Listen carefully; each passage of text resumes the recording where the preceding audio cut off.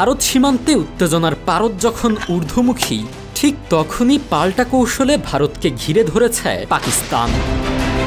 একযোগে ভারতের উত্তর ও পশ্চিমাঞ্চলের অন্তত 15টি শহরে চালানো ক্ষেপণাস্ত্র হামলায় কেঁপে উঠেছে শ্রীনগর থেকে চণ্ডীগড় পর্যন্ত বিস্তীর্ণ এলাকা।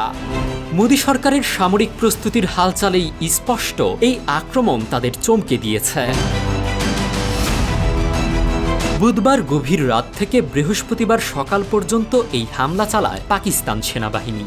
লক্ষ্য ছিল গুরুত্বপূর্ণ সামরিক ঘাঁটি, রাডার সেন্টার ও যোগাযোগ স্থাপনা। শ্রীনগর, পাঠানকোট, অমৃতসর, লুধিয়ানা ও চণ্ডীগড় সহ একাধিক শহরের সামরিক অবকাঠামো এই আঘাতে ক্ষতিগ্রস্ত হয়েছে বলে দাবি ইসলামাবাদের। যদিও ভারতের প্রতিরক্ষা বাহিনী এই হামলা প্রতিহতের দাবি করেছে।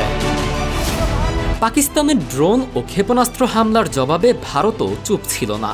নয়াদিল্লি জানায়, লাহোর সহ পাকিস্তানের অন্তত 9টি সামরিক স্থাপনায় পাল্টা হামলা চালানো হয়েছে।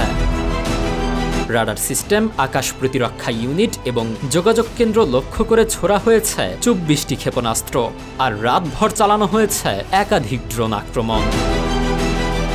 ভারতের তরফ থেকে জানানো হয়, S-400 রুশ নির্মিত আকাশ প্রতিরক্ষা ব্যবস্থা ব্যবহার করে পাকিস্তানের বেশ কয়েকটি ক্ষেপণাস্ত্র ধ্বংস করা হয়েছে। পাশাপাশি ব্যবহৃত হয়েছে আত্মঘাতী ড্রোন হারপি ও হরপ, যা মূলত টার্গেট শনাক্ত করে নিজেই বিস্ফোরিত হয়। তবে পাল্টাপাল্টি এই সংঘাতে পিছিয়ে নেই পাকিস্তানও।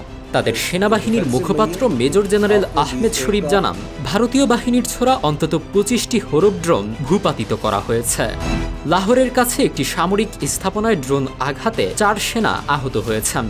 একই সঙ্গে সিন্ধু অঞ্চলে ড্রোন হামলায় একজন বেসামরিক নিহত এবং একজন আহত হওয়ার খবর পাওয়া গেছে।